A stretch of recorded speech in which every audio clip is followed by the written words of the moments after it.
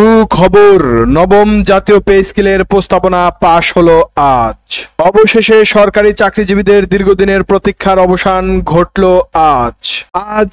আনুষ্ঠানিকভাবে নবম জাতীয় পে স্কেল প্রস্তাবনা পাশ হয়েছে, এমন ঘোষণা এসেছে সরকারের উচ্চ পর্যায়ের বৈঠক থেকে।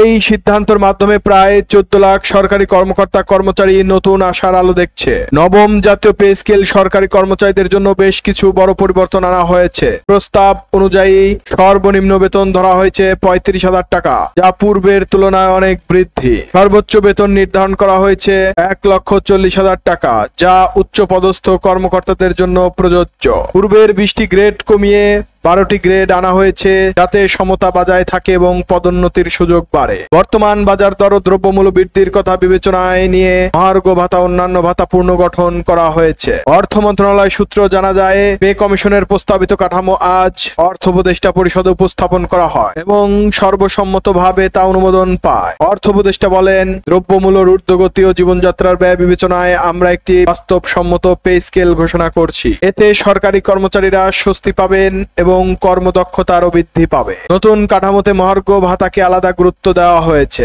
মহার্ঘ ভাতা বর্তমান বেতনের 20% থেকে বৃদ্ধি করে 30% পর্যন্ত করা হয়েছে। বাড়ি ভাড়া ভাতা, চিকিৎসা ভাতা ও শিক্ষা ভাতা সহ আরো অন্যান্য ভাতা বৃদ্ধি আনা হয়েছে। সরকারি কর্মচারীদের অবসরকালীন সুবিধা ও গ্র্যাচুইটি নতুনভাবে নির্ধারণ করা হয়েছে। নতুন পে স্কেলটি 2026 সালের জানুয়ারি মাস থেকে কার্যকর হওয়ার সম্ভাবনা রয়েছে। তবে অর্থ মন্ত্রণালয় জানিয়েছে, সব দপ্তরে বাজেট ও হিসাব যাচাই শেষ হলেই প্রজ্ঞাপন জারি করা হবে। পে স্কেল পাশ হওয়ার খবর ছড়িয়ে পড়তেই সারা দেশের সরকারি দপ্তরগুলোতে উৎসবের আমেজ। একজন প্রাথমিক শিক্ষক বলেন, অনেক দিন ধরে আমরা বেতন বৃদ্ধির অপেক্ষায় ছিলাম, অবশেষে সরকার আমাদের দাবি পূরণ করলো, এই জন্য আমরা কৃতজ্ঞ।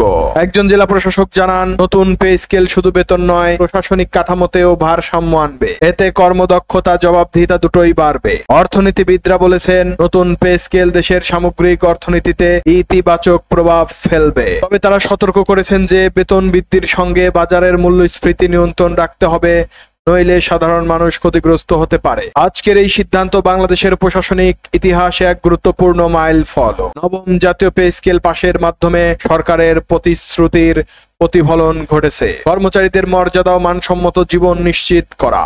এই সিদ্ধান্তে সরকারি চাকরিজীবীদের মুখে এখন একটাই কথা, অবশেষে এলো সুখবর। ধন্যবাদ সবাইকে।